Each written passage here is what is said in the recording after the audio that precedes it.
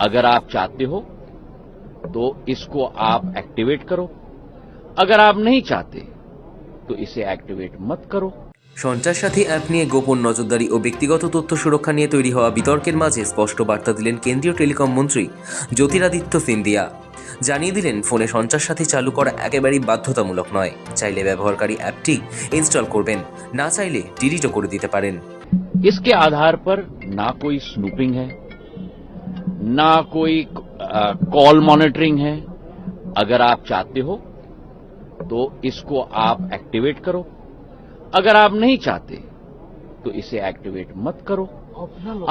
सुनिए ना, अगर आप इसको अपने फोन पे रखना चाहते हो तो रखो, अगर आप इसको डिलीट करना चाहते हो तो डिलीट करो।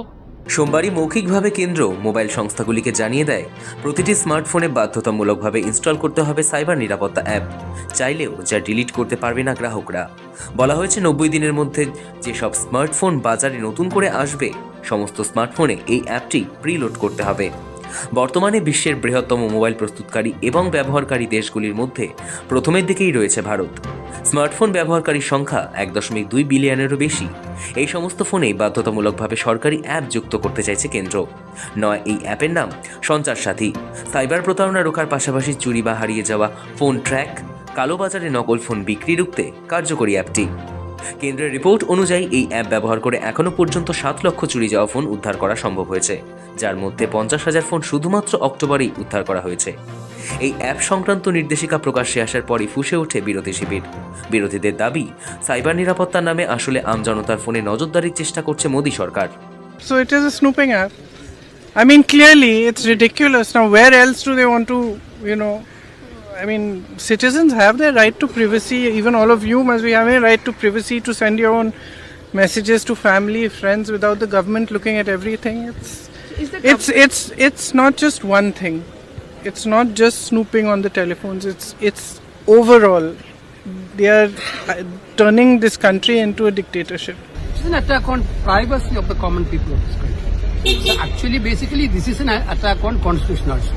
একে সুরে সরব হয় তৃণমূল সহ অন্য বিরোধীরাও।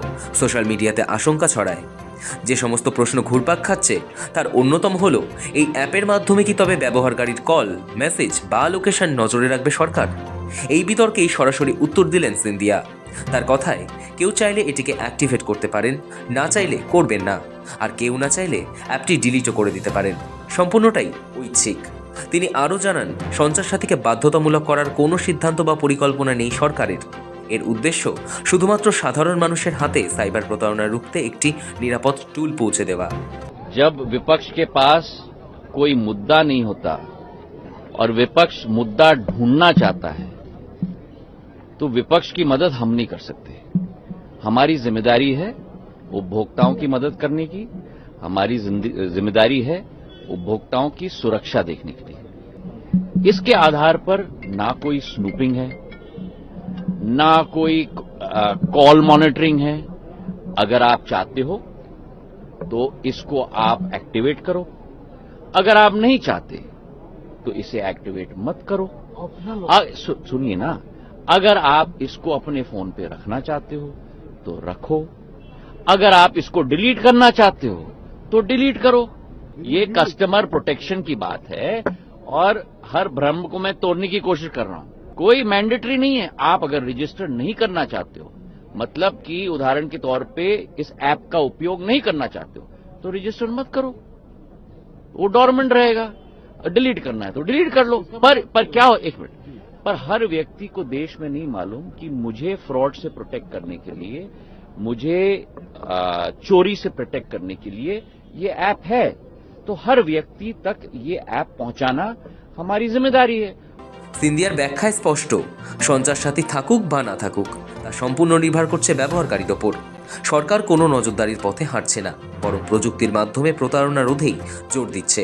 স্বাভাবিকভাবেই সঞ্চার সাথী অ্যাপ ফিরিয়ে এনেছে পেগাসাস বিতর্কের স্মৃতি। সে সময় জাতীয় রাজনীতি কার্যকর উত্তাল হয়েছিল। কেন্দ্রীয় সরকারের বিরুদ্ধে ব্যক্তিগত পরিসরে উকি দেওয়ার অভিযোগ উঠেছিল। দাবি করা হচ্ছে, ব্যক্তিগত তথ্য হাতাতেই এই অ্যাপের ব্যবহার। সঞ্চার সাথী এই অ্যাপ নিয়েও সেই প্রশ্নই উঠতে শুরু করেছে। টেলিকম দপ্তরের নীতি প্রণয়নের স্বচ্ছতা নিয়ে আগে থেকেই প্রশ্ন ছিল। বিরোধী মহল ও বিশ্লেষকদের অভিযোগ, এটি স্বচ্ছ প্রশাসনিক প্রক্রিয়া নয়, বরং একতরফা চাপিয়ে দেওয়ার সিদ্ধান্ত। শেষ পর্যন্ত নীরবতা ভাঙল কেন্দ্র। ব্যুরো রিপোর্ট, সময়, কলকাতা।